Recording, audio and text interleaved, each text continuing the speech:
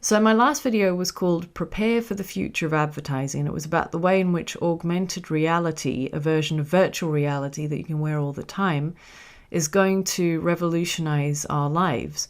Well, someone's already made a video that shows exactly what it'll be like, and one of you mentioned this in the comments, so thanks so much for that, because this thing is so clever. There's so many incredible details in it that I just wanted to look at a few of them. Now, I was saying in that last video, in the future, because all the ads will be virtual, the advertising in the physical world will go to some extent. It'll be replaced by barcodes, and this is exactly what you see here when the user's VR glasses stop working. In fact, when you look around the supermarket, nobody else is wearing glasses. So the implication is this experience is coming through something else, like contact lenses. And this means, in a sense, that we'll be able to opt out of seeing any advertising at all in our public spaces in a way you currently can't, because these are, at the moment, plastered with physical adverts that you just can't get away from. But the trouble is, the other information being displayed in the VR world seems to be so useful and important that you can't just unplug if you want a different experience, because opting out will be as difficult as it currently is for business owners to opt out of using social networks. Many of them feel they just have to because society has evolved to kind of use that as a skeleton for its operation. And this video illustrates that so clearly, because the environment that you're immersed in is also incredibly comforting and cheerful. It is annoying, but imagine how quickly that would become your normal. What I didn't predict, but what I think the artist has totally right, is the soundtrack.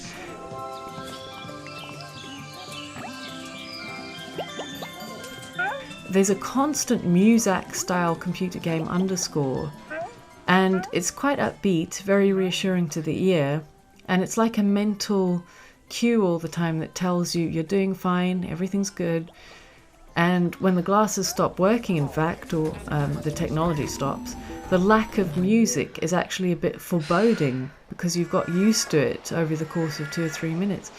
The other thing the earpiece is doing is filtering out undesirable noises, because when it stops working, you can suddenly hear a baby crying in a very irritating way in the background. Now, what we see with the bombardment of information is basically an outsourcing to computers of many aspects of our current cognitive ability. At the moment, when we're on a bus, we have to look out the window to make sure we get off at the right stop. This lady doesn't have to, because the bus lets her know when she has to get off. We, as consumers, would see all this as incredibly useful, but the real purpose of it is that it means some of her computational mental energy, which in our world has to be taken up with observing where we're going, has been optimized by the machines. And it means her attention is now freed up to play this game instead. So her awareness has been steered away from something that couldn't be monetized onto something that now is. And even now, when we play computer games, we think we're making a choice about where we put our attention, but we're being completely manipulated to give our consciousness away to a corporation for profit, so that instead of doing natural human behavior, we're using our lives to give money to, some business. And we don't generally see our attention as a valuable aspect of our autonomy, but it is. And you see a lot of cognitive tasks currently using up our headspace, being outsourced to machines in this video. In fact, there are guidelines projected onto the pavement that give you a suggestion of which side to walk on, which means you have to think less about how to interact with other people sharing the space. When the road doesn't have traffic on it, the technology makes it look like a lawn, because it's suddenly a space that you can treat as though it's pedestrianized up until the signal that you have to get out the way for oncoming traffic. And again, I think the artist is so smart, because this technology would make the movement of people in big cities far more efficient. Every available square inch of space would now be used for people to get past each other and move around the shops. Here's an example of the tailored advertising I was talking about in the last video, which could be achieved using this barcode technology. You know, the VR technology worn by a female decodes this barcode into one marketing message, and the VR tech worn by a man decodes it into something that's completely and utterly different, even though it's the same product. And another piece of marketing that I think is just adorable because it's so manipulative is this adopt a pet while you're in store, earn free points. The current version of this is like loyalty cards where companies basically pay you in the form of points so they can market stuff towards you because they're learning your consumer habits. And everybody totally understands how that works, but we all go along with it because we want the money. And here they're also paying customers for the privilege of having this cute little dog to, in inverted commas, entertain you as you go around the store. And basically it barks in a very sweet way for things that it wants as you pass them. And I noticed at one point in the journey, the dog had somehow picked up a couple of pot plants and a top hat. And I went back to the beginning and saw that actually if you pick up certain items, you get these free gifts for your virtual pet. I mean, it's brilliant, isn't it? Because I'm afraid in the same way that scientists have discovered emojis do work, they do affect people's emotional state. I know this dog would work on me, you know, even though it's very clearly a program. I just really want it to be happy, you know. This has happened to me already with Mr. Clippy, by the way, on Microsoft Word, and he's not even lovable. He's an arse. He sits there judging you. Oh, I see you're writing a letter. Well, are you going to get it right? You're just going to let everyone down like you always do. Oh, do you know what? Let me do it. You tried this 2 years ago. You made a pig's ear of it then. You're not going to do it any better now. When the lady's VR system is malfunctioning, she starts seeing the marketing messages for men by accident. And we see that the male equivalent of this lovely little pet manipulating you as you go around is a sexy woman, which I just think is hilarious. How does that work? I wonder if it follows the principles of strip poker. I think it could probably manipulate their way into a lot of unnecessary purchases.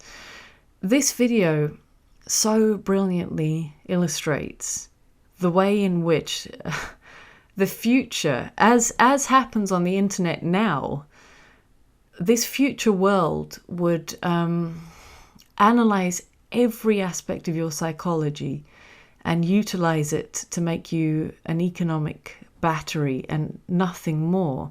Look how when she's switching between the male and the female headset, even the height of the descriptions on the aisles moves to accommodate the height of the wearers. It's ingenious. Am I the only one who thinks, against my better judgment, that this little jobs dashboard, you know, this list of menial tasks you could do for immediate money, would be incredibly compelling? This is very blockchain-y because blockchain technology will allow the internet to know exactly what qualifications and work experience you have, because in future, perhaps educational institutions and corporations will just upload the employee and student information onto it, and you'll never be able to exaggerate in your CV again. Everything that's on the blockchain stays there forever. That's why it allows virtual currencies to operate, because it's so accurate. And then this app could very easily, in that case, assign you a load of jobs that it knows you can do, and you're constantly being given a score for how well you've done them. And you can just earn money at any point in the day. She's got the option of shopping for someone and a bonus job of proofreading. And it's absolutely dreadful. It's treating people like cogs in a societal machine and nothing more. They don't even get to decide what job they want to do. But you'd never have to worry about being unemployed. As soon as you became unemployed, there's an immediate bunch of jobs you can do to survive without really having to think about it. So a lot of people would just stick with this out of laziness, even if it was terribly paid. So again, another cognitive function, creativity with your career, the ability to decide to turn over a new leaf and be a better employee than you have in the past. Lots of things there that seem like they'll be threatened if this automated system became the way things started working. So human behavior in this video is being transformed into economically productive behavior, shorn of any creativity or potential for change. There's another really interesting feature that's present here, which is a complete rejection of difficulty. And this is, part of what's helpful in Buddhism to do with suffering is an acceptance that suffering can't be avoided. And it might not sound like much, but once you genuinely accept that, it makes bad stuff that happens hurt a bit less, because it removes the pain of you feeling aggrieved that this is somehow some kind of injustice. If you know that life always comes with suffering and it simply has to be dealt with and it's perfectly okay, it eases that process quite a lot. Nonetheless, companies are always trying to pretend that they have a service that can take away your suffering, which of course they can't. But companies tell you any friction, as they call it, that you encounter is unacceptable. And this is what's to blame for us going mad if the internet takes more than 5 seconds to load something. It's because our capacity for not getting instant gratification is being seriously impaired and making us bad at life. So here, the customer service bots that she talks to just lie about stuff. Oh yeah, everything's good, everything's fine, don't worry. They're both sort of disingenuous and reassuring. It's a bit like being in LA or something. And all the ugliness of the world is phased out as though it just doesn't exist at all. The ugliness of the sound world, the ugliness of the building, which becomes starkly evident when the thing shuts down for a moment. And as I say, our capacity to cope with the inevitable vicissitudes of human life would be, eroded. So this would cause an increase in rates of depression. It's also an amazing illustration of how language, which was one of our first technologies as a species, impairs your ability to decode reality in its entirety. Because in this world, you're getting a lot of information in the form of words. And it sort of brought home to me the fact that words are so prescriptive and limiting when the reality of what they represent is usually far more expansive than the connotations attached to the label. But the label is what you file things under mentally in your mind. So in some sense, you're very limited in your way of seeing. The objects themselves are much more complicated than we read them as being. So here, for example, we have a menu of how you can use Catholicism, and it's far less descriptive than no menu would be, because the alternative empty space currently being taken up by this graphic would be pregnant with far more potential readings of the religion and its purpose than the handful of options being offered here. Now, can I go slightly David Icke here? And this is the point in the video where a lot of people think, if only she'd stop there. But David Icke warns that in the future we risk the cloud doing the thinking and human beings just becoming accessories. And here's the way it's working, in my opinion. This is a bit far out, but art, to me, is an externalization of a psychedelic reality that used to exist as the normal mode of human perception. And the reason I think this is because the action of psychedelics is to join the visual cortex to parts of the brain that aren't normally joined, and we might refer to these parts as our imagination. These suddenly become visual so that we actually think we can see them. And what's interesting is these parts of the brain link up quite happily to the visual cortex, which implies to me that maybe they were previously joined in the brains of our ancestors and people really did see a more psychedelic world.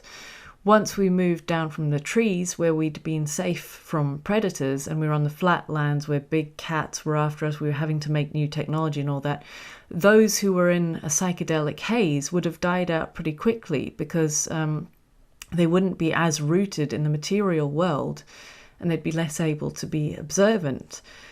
And it's a very small change, really, because the modern human has an enzyme called monoamine oxidase, which inhibits the psychedelic action of a very common element of plants that we eat, which is DMT. But if you take an MAO inhibitor, which stops that enzyme, then certain plants will give you a psychedelic experience.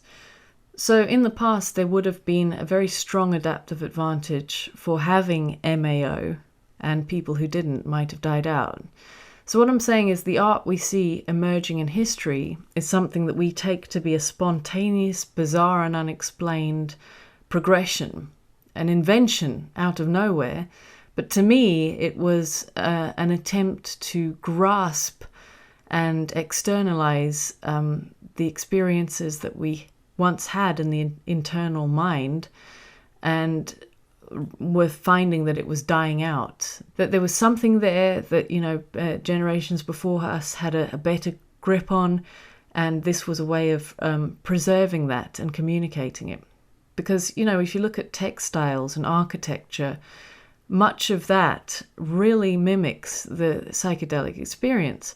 So if this thesis is right, it means we moved from artistic beauty, as we now call it, being an innate feature of our brain function. And if you want complete weirdness, you can look up what happens when people take ayahuasca in a group and somehow share visions collectively. So we may have moved from having some kind of aesthetic sixth sense to having to externalize it as it was dying out, and so imitating the experience by recreating it out of real world material, to then the point which we're at now, where we're trying to imitate the experience of seeing real objects by just generating them electronically so they look like they're real. And the next thing that'll happen, and this is the most frightening thing, is that we'll start trying to trick the brain into thinking the eye is seeing something. We'll try to just plug the circuitry into the brain, which Elon Musk is working on, and they have achieved it to some extent already. But if you can just plug it into the brain, you would do away with a lot of material, like, you wouldn't need the LEDs or the pixels or the glass or the plastic. So profit will make this a reality, I think. And then, of course, when we're plugged into that, there will actually be less and less of a need for sensory perception. And that will mean there's no adaptive advantage to having eyes or ears or, and we really do risk becoming a machine's actual battery. Just this being shown in the video is absolutely the death of the human and the birth of the battery, because when our user asks, "Who am I?" the machine can only give her who she is in the context of her value to it. It doesn't understand her humanity. And when she asks, "Where am I going?" it only knows where she's going in the material world, because that's what's important to it. So computers, I don't think, will ever become sentient. But if we're hooked up to them directly, they will affect our evolution. And I genuinely do think that if there's no need for eyesight and hearing and taste and touch, there's a real risk of, a long time in the future, these capacities fading away in the way that perhaps we once had a kind of synesthesic psychedelia as our everyday experience. And now it sounds totally bizarre. We can only remember it in the form of religious imagery. And I think it remains in the fact that we have this kind of religious instinct. There's something innately longed for in people that is very conspicuously absent from reality, to the point where a lot of cultures seem to hang off this thing that can't be seen. And yet people just have a sense there's something going on that's outside our current perception.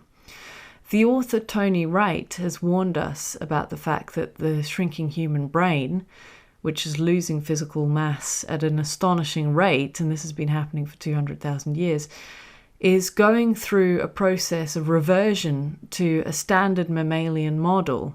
And mammals operate mainly on fear and control, but the things that separated us from the animals were self-awareness, creativity, and empathy. And these are aspects that he thinks are shrinking as we go along. And, read his books, because he explains why this is happening. But interestingly enough, when you take psychedelics, it's creativity, empathy, and self-awareness that seems to be amped up, which implies that indeed that circuitry is becoming dormant, before it actually disappears altogether and can be reactivated with the use of chemicals. I'm not advocating that, of course, because they are illegal. But I'm saying if we go this way, just, being abused by the machine, I think it's even worse than Tony's prediction, because machines may not be conscious, but they're being programmed with recursive self-improvement that mimics evolution. And they could, over time, reduce people's brains to nothing more than a yes-no decision maker, something that acts as a gate through which money can flow. So really just a binary style voltage.